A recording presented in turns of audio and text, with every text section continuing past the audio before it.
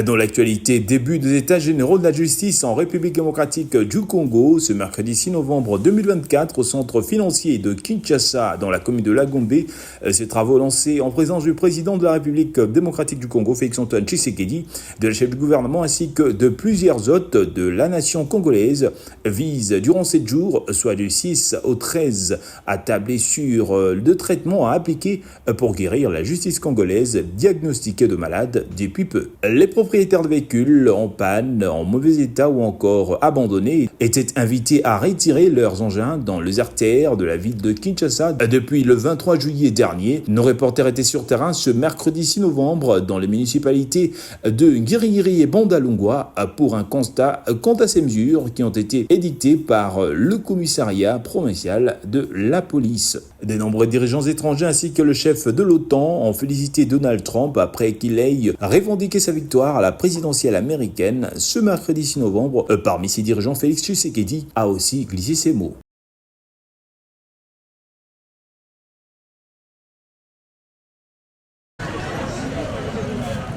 Dans la ville de Kinshasa, tous les jours, on assiste au spectacle de motocyclistes déployant leur savoir-faire dans la conduite de leur engin de travail. Pas besoin de maîtriser le code routier, vitesse à volonté, mauvais dépassement, mauvais parking, peu importe, l'essentiel c'est de gagner les clients en premier. À Moulard par exemple, les motocyclistes garent près de la chaussée malgré le parking moto érigé sur la place Moulard Parking. Ils évoquent leurs raisons. Tengela biso parking mo boye mo monaka nombre de motos ezana eza kuti ebele te toza ku biso nyonso te meta de ande tondi en plus parking ongo fe bato ongo bapusa ngo ata ti kote oyo mpona kobima babordi oyo fale elongo wana mposo tokotina kati ya parking obome na parking na bamoto nde ebele boye parking ya moke tebi ya danger mais tosala kaka na mayele oshoya te mposo tokoka kati kono obenga moto aya te donc esengaka mpo toza likolo na point se ata tobenga mamoko tomata mamoko vers. Face à cette situation d'insuffisance de parking moto, ce motard appelle les autorités compétentes à rajouter de parking. Le problème est que bango biso topesaka ngo 5 sabatongela biso parking eza tozo senga sute bo topesaka dia mbongo na biso eza su moto akala te to ndoko moto fele moto ekoma topesaka pe mbongo l'État ebi biso atekela biso plaque alors il faut attirer le biso ordre. De son côté, le président du dit parking a également donné son point de vue. Parking eza nango bien sûr moto eza na minute ndo mone moto eza te. Mais moto ezalaka ebele so bango nyonso balebi ke bavanda awa esimba te yango moni ke baninga mosusu baza na coin wana bon bango bamona ke so avandi awa osala te vomie azala na coin kuna po azwa bakilia akende na ye ozomona awa mingi bato bavanda na kati awa eza mingi oyo bakotaka neti na baveni mboka na biso eloko eza pasi mpo ata tolobi solution mpe ebonanaka nango te. Outre les problèmes évoqués par les motards, cet endroit devient inondé dans les moments pluvieux. Les autorités compétentes devraient répondre aux doléances de ces conducteurs automobiles en construisant plusieurs parkings moto adéquats.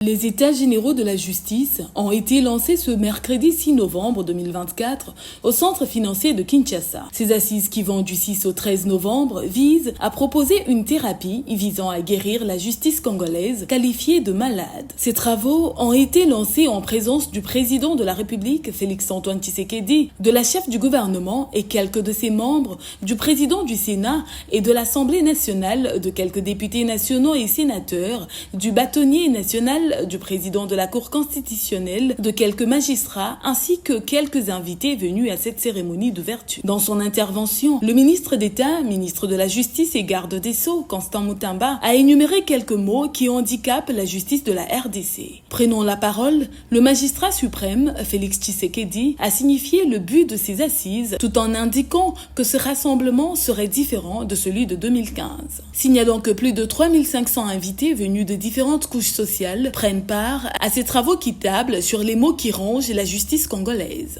Rappelons que ces états généraux de la justice se tiennent après ceux tenus en 2015.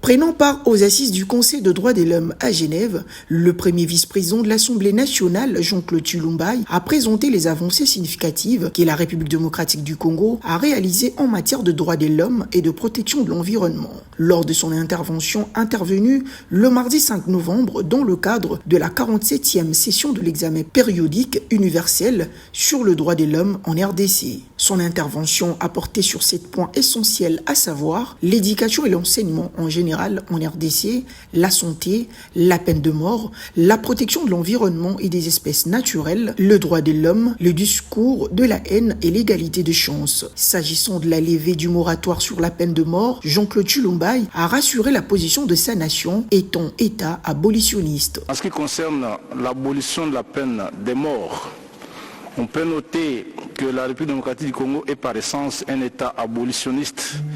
Depuis bientôt 50 ans, elle n'a pas exécuté la peine de mort, bien que consacrée par sa législation pénale, à l'exception de quelques cas perpétrés sous la coupe des troupes rwandaises lors de la gouvernance de la rébellion de 1997.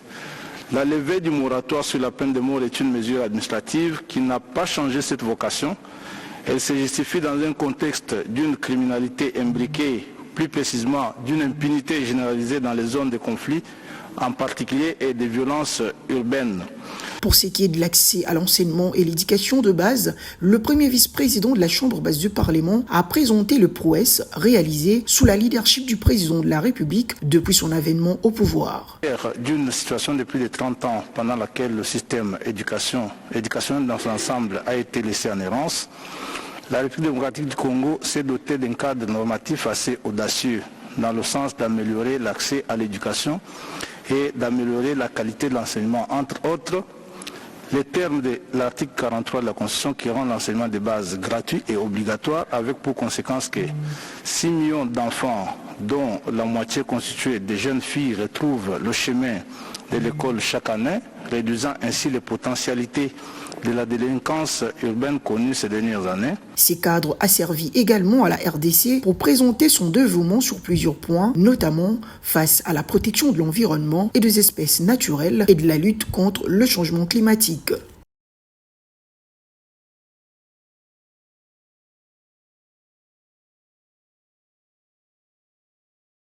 La première ministre Judith Suminwa-Tuluka a ouvert le lundi 4 novembre 2024 l'atelier national dédié à la redynamisation du processus ITIE en RDC au chapiteau du Pullman Kinshasa. Et cet atelier organisé par le comité exécutif de l'initiative pour la transparence dans les industries extractives de la RDC vise entre autres à renouveler et renforcer l'implication de parties prenantes dans le processus ITIE, mais aussi à analyser comment la norme ITIE 2023 peut servir de levier pour encourager des réformes visant à améliorer la gouvernance durable des ressources naturelles en identifiant les priorités à établir. Dans son allocution, la chef de l'exécutif central a réaffirmé l'engagement indéfectible de son gouvernement dans le processus de l'ITIE et a reconnu que cette démarche, bien qu'essentielle, rencontre de nombreux défis qui entravent l'appropriation par le partie prenante. Dans le souci de promouvoir la transparence et la bonne gouvernance des ressources naturelles de la République démocratique du Congo, afin que celle-ci procure des revenus substantiels au budget de l'État en vue de l'amélioration du bien-être de la population, le gouvernement de la République démocratique du Congo a adhéré librement à l'initiative pour la transparence des industries extractives et s'est formellement engagé à mettre en œuvre la norme ITIE depuis 2005. Les présentes assises s'inscrivent dans la continuation de l'action du gouvernement de la République démocratique du Congo, qui se sert de l'ITIE RDC comme de son fer de lance en matière d'implémentation de la transparence et de bonnes pratiques de gouvernance du secteur extractif national. Dans le premier pilier de son programme d'action, page 2024-2028, le gouvernement souminois associe la gestion durable des ressources naturelles du pays en maximisant de retombées socio-économiques du secteur extractif. Au cours de 5 dernières années, le secteur a été marqué par 2 développements intéressants, à savoir l'initiative de la mise en place d'une chaîne de valeur de batteries de véhicules électriques et l'encadrement des artisans miniers du cobalt.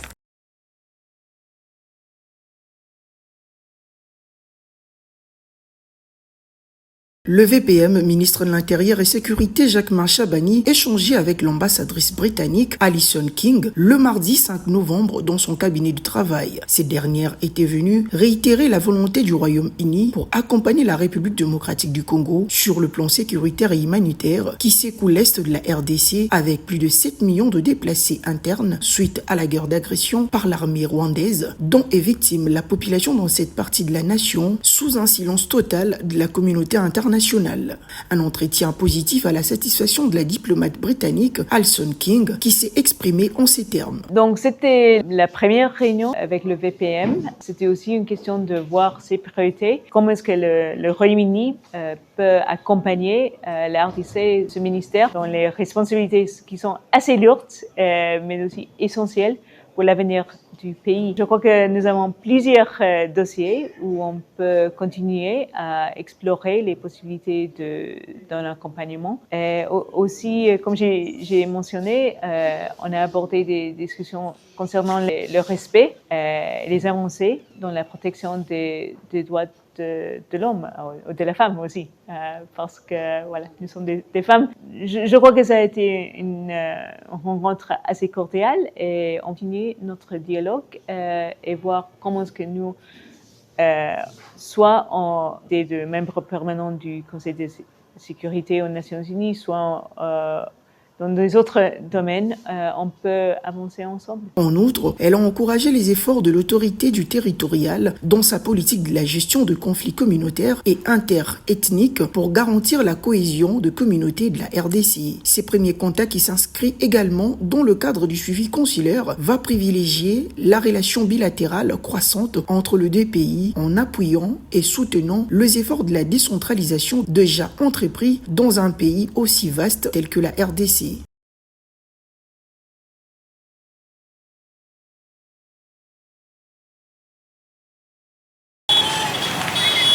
Les chariots ambulants ne passent pas inaperçus sur les rues et grandes artères de la ville de Kinshasa. La vente du café ambulant est devenue une activité incontournable. Longtemps considérée comme une spécialité de Ouest africain, cette pratique est désormais répandue dans tout le coin de la capitale congolaise, attirée par ses avantages économiques et pratiques. Armés de leurs chariots remplis de thermos d'eau chaude, café, lait et des gobelets plastiques, ces vendeurs sillonnent les rues et le carrefour de la ville, proposant leurs boissons chaudes.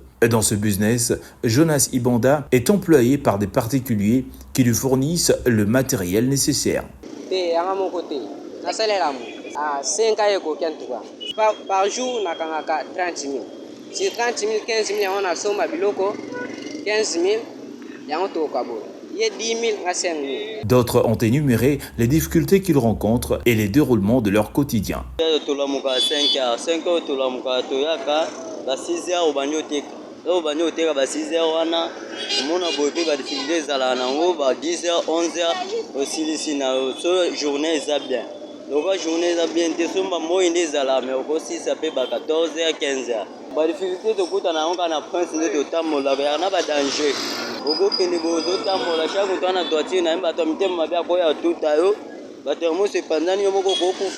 Signalant que la vente du café ambulant prend de plus en plus de l'ampleur auprès des jeunes Kinois. Malgré tout, ces derniers attribuent la paternité de cette recette aux Ouest-Africains, dont une importante communauté est très active dans le monde de commerce à Kinshasa.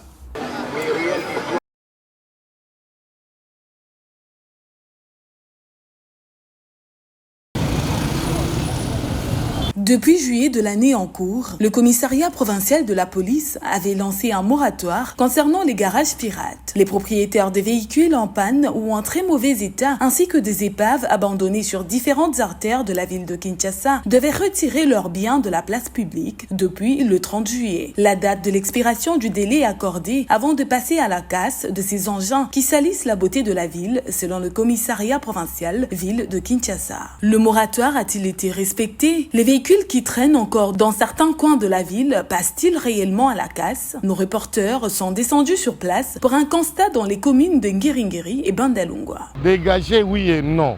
Il y a certains coins où ils fonctionnent, dans d'autres, les véhicules abîmés ne sont pas dégagés.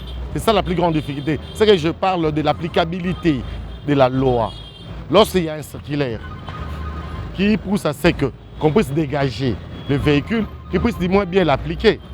Pourquoi dans certains coins on l'applique, dans d'autres coins on ne l'applique pas? Et plus, quand on a des fans d'Araboé, dans la prince, nous sommes de part et d'autre, et comme ça, on est là, plus ces hommes ont un embouteillage. Nous sommes côté de la venir. Les appels à Baba, nous suspects, on a payé, par contre, on a des coups nango, bon, en fait, ils ont des décisions prises par l'État congolais, mais que l'État a la casse. Ce qui a été service, c'est d'abord un suivi paix. Parce que mon immobilier connu sur l'État Zouaka, il faut un service à suivi ezala. Commission de suivi wana pour na koyeba est-ce que musala ngo fait ezo sala mabe ezo sala matin. Alors pour nanga na monaki déjà mutuka remorquage à la police à Zuiba. Pour certains, le service censé évacuer ces carcasses de voitures emporte plutôt les voitures personnelles en très bon état.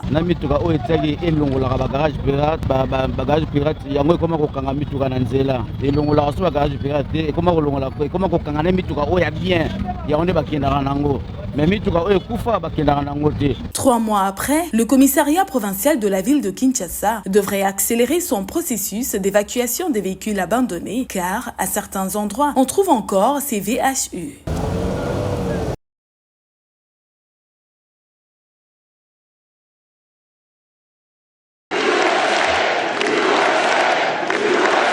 Donald Trump, le magnat de 78 ans, est celui qu'une majorité d'électeurs a voulu retrouver. Il était 2h du matin passé mercredi 6 novembre lorsque ce dernier a pénétré sur la scène du quartier général de campagne de West Palm Beach pour revendiquer sa victoire à l'élection présidentielle. La voix un peu éraillée, le milliardaire s'est lancé dans un long propos décousu.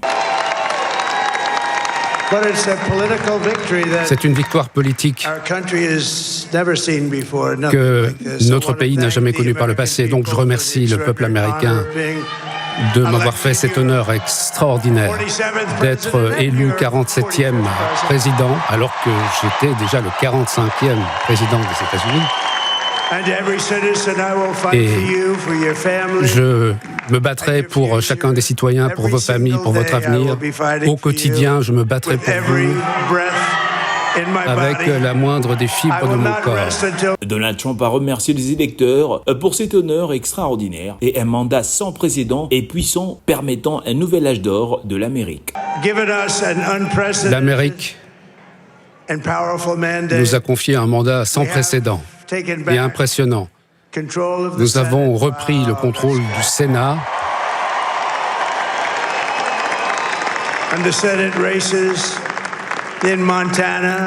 Au Montana, au Nevada, au Texas, dans l'Ohio, dans le Michigan, dans le Wisconsin,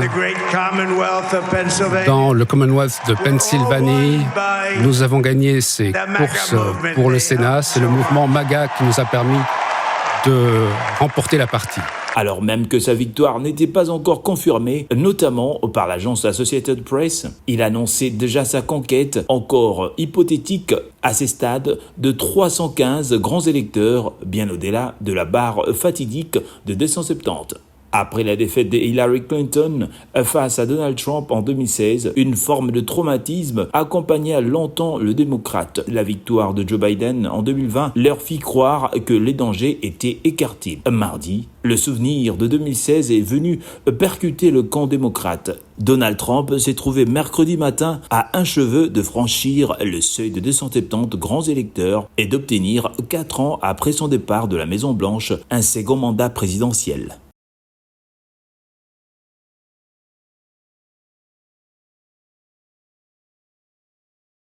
Sans attendre l'officialisation des résultats, de nombreux dirigeants étrangers ainsi que le chef de l'OTAN ont félicité le candidat républicain qui a ensuite dépassé le 270 grands électeurs nécessaires pour devenir le 47e président des États-Unis. Au nom du peuple congolais et en mon nom propre, j'adresse mes vives félicitations à Donald Trump pour sa belle victoire à l'élection présidentielle, lit-on sur le compte X de la présidence de la République démocratique du Congo. Le président de la République française, Emmanuel Macron, a félicité Donald Trump dans un message sur X, anciennement Twitter, et s'est dit prêt à travailler ensemble. Je félicite Donald Trump pour son élection à la présidence des États-Unis. Depuis longtemps, l'Allemagne et les États-Unis collaborent avec succès pour promouvoir la prospérité et la liberté de deux côtés de l'Atlantique. Nous continuerons à le faire dans l'intérêt de nos citoyens, a déclaré le chancelier allemand Olaf Scholz sur X. De son côté, le secrétaire général de l'OTAN, Mark Rutte,